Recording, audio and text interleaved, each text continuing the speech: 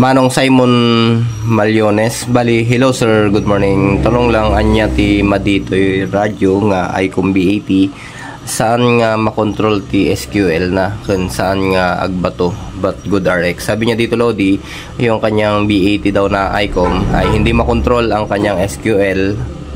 Tapos hindi daw siya nakaka-transmit. Sa transmission Lodi, baka naman sa final, ganyan. O kaya baka loose tong mga to, pwede rin yun, pwede rin ibase natin dito. Ayan. Pero mas sure tayo sa 60% or 70% final or drive. Okay?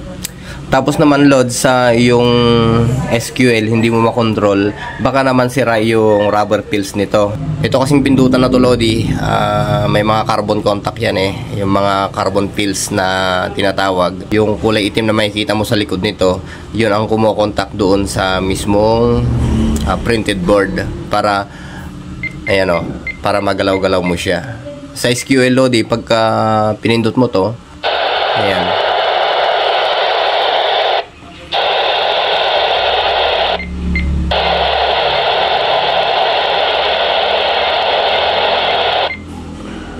ayan, ito, working naman siya, nako-control naman.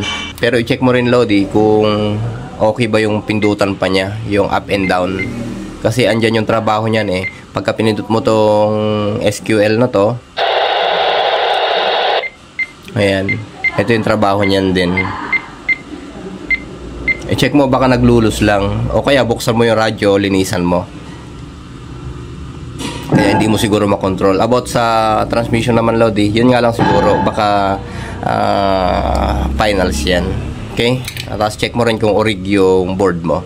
At magandang buhay sa'yo dyan, Tito Simon Malyones. At sa all station na naka-standby, magandang buhay po sa inyong lahat. Ingat po kayo lagi.